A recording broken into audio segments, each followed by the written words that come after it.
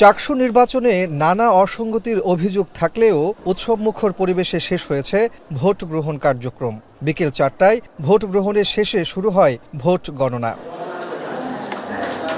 স্বচ্ছ ballot box নিয়ে আসা হয় প্রতিটি অনুষদের নির্দিষ্ট কক্ষে। সেখানে পোলিং এজেন্টদের উপস্থিতিতে শুরু হয় ভোট গণনা।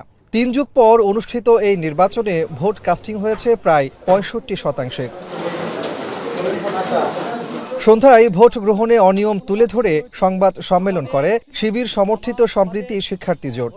এ সময় অমোচনীয় কালি, এলইডি স্ক্রিনে অনিয়ম, বহিরাগত এনে ছাত্রদলের মব সৃষ্টির চেষ্টাসহ ৭টি বিষয়ে ইসিতে অভিযোগ দেওয়ার কথা জানান ভিপি প্রার্থী ইব্রাহিম হোসেন রনি। আইটি ভবনের ২১৪ নম্বর রুমে প্রিজাইডিং অফিসারের স্বাক্ষর ছাড়াই বক্সে ১০ থেকে ১৫টা ব্যালট পড়ার অভিযোগ উঠেছে। ছাত্রদলের আলাল হল জিএস প্রার্থী নুরুন নবী সহ অনেকের সাথে বহিরাগত দেখা গিয়েছে। শত শত ছাত্রদল যুবদলের কর্মী ১ নং রেলগেট সংলগ্ন রফিক ছাত্রাবাসের সামনে অবস্থান নিয়েছে। গণমাধ্যমে অনেকগুলো নিউজ হওয়া সত্ত্বেও প্রশাসন কোনো প্রকার কোনো ব্যবস্থা গ্রহণ করেননি। বিবিএ ফ্যাকাল্টিতে ভোট গ্রহণ শেষে ছাত্রদল নেতাকর্মীরা মব সৃষ্টি করে ভোটের শান্ত পরিবেশকে অশান্ত করে।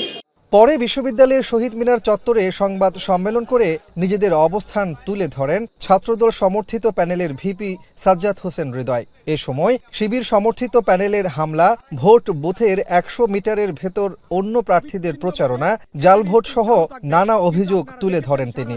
আমাদের বিভিন্ন কেন্দ্রে এলইডি স্ক্রিন বারবার বন্ধ হচ্ছিল।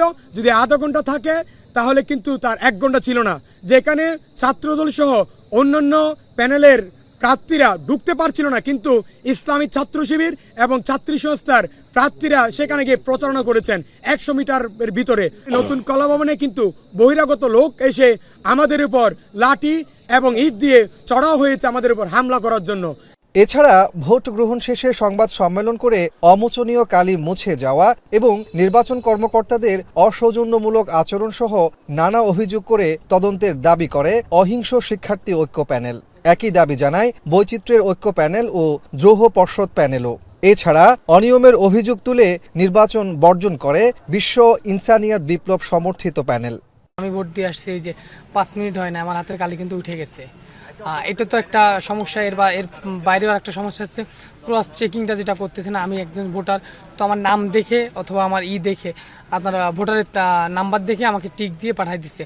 আইডি কার্ডের সঙ্গে যে ছবি ম্যাচ করবে এটাও করতেছে না। যে আমরা কালির ব্যাপারটা যে বিভিন্ন শিক্ষার্থী ভোটাররা আমাদের কাছে অভিযোগ দিচ্ছে, এটাখানে কিন্তু একটা শুকনো কারচুপি কিংবা একজন ভোটার একাধিক ভোট প্রদানের কিন্তু একটা সম্ভাবনা তৈরি হয়েছে। আমি মাত্র ভোট দিয়ে আসছি, এই যে দেখেন আপনারা নিজেরাই ক্যামেরায় নেন, এই যে কালি উঠে যাচ্ছে, মানে কয়েক মিনিটের ব্যবধানে কালিটা চলে যাচ্ছে। এটা আমার মনে হয় যে প্রার্থীদের জন্য সংখ্যার, আবার যারা ভোটার রয়েছেন তাদের জন্য সংখ্যার। 14 নম্বর রুমে এখানে 20 জনের ব্যালট পেপার দেওয়া হয়েছে প্রিসাইডিং অফিসারের সিগনেচার ছাড়া, এবং এটার মধ্য দিয়ে এই নির্বাচনের যে প্রক্রিয়া সেটি আসলে প্রশ্নবিদ্ধ হচ্ছে।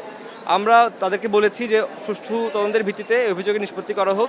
ভোটাররা যে ভোট দিচ্ছে, এই যে প্রমাণস্বরূপ একটা হচ্ছে রিসিভ কপি হচ্ছে প্রশাসনের কাছে রাখার জন্য, আর অন্য আরেকটা যে কপি সেটা হচ্ছে ভোটারদের হচ্ছে দেওয়ার জন্য, কিন্তু প্রশাসন হচ্ছে এটা করেনি।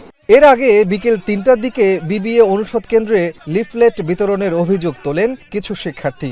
মুহূর্তেই উত্তেজনা ছড়িয়ে পড়ে পুরো কেন্দ্রে। পরে আরও কিছু শিক্ষার্থী জড়ো হন।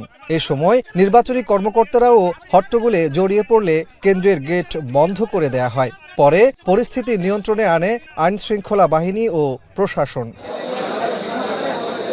চাকসু নির্বাচনে হল সংসদের ভোট গণনা ও ফলাফল ঘোষণা করা হবে স্ব কেন্দ্র থেকে। কেন্দ্রীয় সংসদের 24টি পদের ফলাফল ঘোষণা করা হবে বিবিএ অনুষদ থেকে। দীর্ঘ ৩৫ বছর পর চাকসু নির্বাচনে প্রায় ৯০০ প্রার্থী প্রতিদ্বন্দ্বিতা করে, যেখানে মোট ভোটার ২৭,০০০-এর বেশি। কাজী মাহফুজ, এখন চট্টগ্রাম।